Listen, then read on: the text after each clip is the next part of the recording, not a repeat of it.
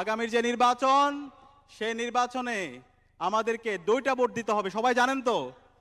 প্রথম ভোট হচ্ছে আমাদের এই বাংলাদেশ আগামী 100 বছর কিভাবে পরিচালিত হবে, সেই বাংলাদেশের ভাগ্য নির্ধারণের জন্য ভোট।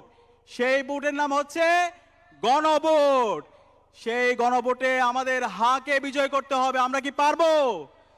হা মানে বাংলাদেশ, সবাই একসাথে বলেন, হা মানে বাংলাদেশ, হা মানে বাংলাদেশ, হা মানে ইনসাফ, হা মানে ভারতীয় আধিপত্যবাদের বিরুদ্ধে সংগ্রাম, হা মানে শহীদ উসমান হাদির হত্যার বিচার, হা মানে বাংলাদেশে বিগত সময়ে যেই ফেসিবাদী কাঠামো ছিল, সেই ফেসিবাদী কাঠামোকে ভেঙে নতুন রাজনৈতিক সংস্কৃতি বিনির্মাণ করা, হা মানে এই পুরান ঢাকার মধ্যে গত 54 বছরে যেই চাঁদাবাজি, টেন্ডারবাজি, রাহাজানি তৈরি হয়েছে, সেই সিন্ডিকেটকে সমূলে উৎপাটন করা।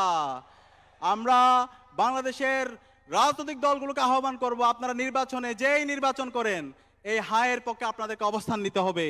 কিন্তু আমাদের খারাপ লাগে, আমরা কষ্ট পাই, দীর্ঘ ফেসিবাদ বিরোধী যারা আমাদের সাথে আন্দোলন করেছে, লড়াই করেছে, যারা মজলুম ছিল, তারা আজকে হায়ের বিপক্ষে অবস্থান নিচ্ছে।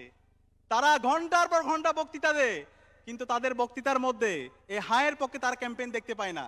এটা পুরো জাতির জন্য লজ্জা।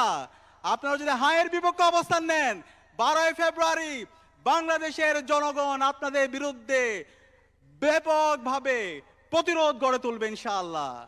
আপনাদের অবস্থান